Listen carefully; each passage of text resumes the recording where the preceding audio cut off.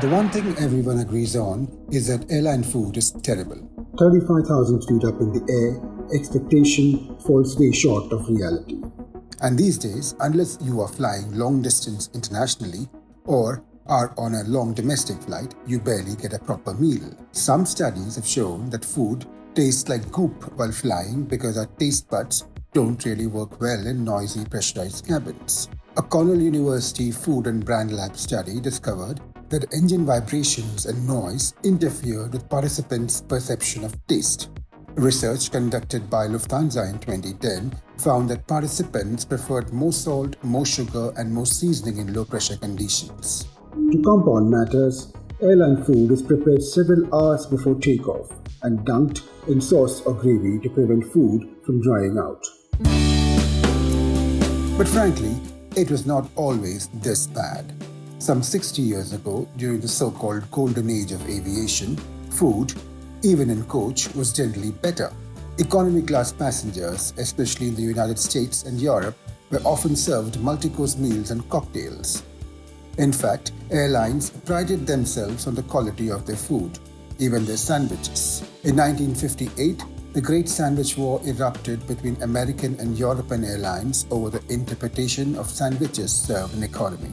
While the American Airlines offered regular beef, ham, or cheese sandwiches, Scandinavian Airlines had open-faced European-style sandwiches with liver pate, fried crisp bacon, mushrooms, and sliced tomato. Air India too rarely disappointed when it came to food and hospitality. Dishes served on the twin-deck Boeing 747 inducted into the Air India fleet in 1971 included Turiya Patranu Shak and Awadhi Murg Korma.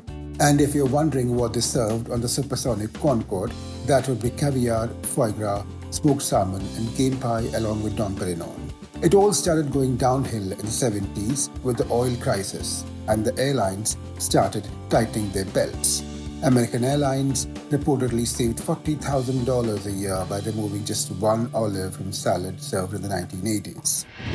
Massive blows are dealt to the intensely cyclical and capital-intensive airline industry by the Gulf War, 9/11, and the 2008 global financial crisis saw food plummet further down the priority list. And with low-cost carriers, which by the way accounted for 78.4% of Indian domestic capacity in April 2024, we got used to paying for food served on board. COVID has only added to our woes. The quality of food has been very, very stagnant ever since we've gotten out of the pandemic.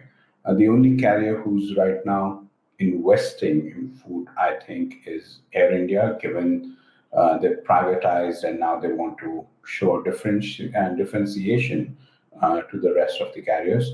So I think they continue to innovate on the food front.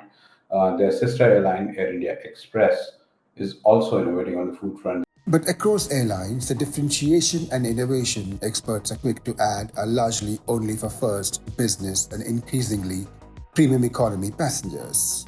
Launched last April, Air India's refreshed first and business class menus for flights out of India include several vegan options, Laurent Perrier champagne, and a long wine list. For the economy class passengers, I think unfortunately the meal experience is no longer a priority for any airline, and it perhaps for an Indian airline it has not been a priority perhaps for a very long time.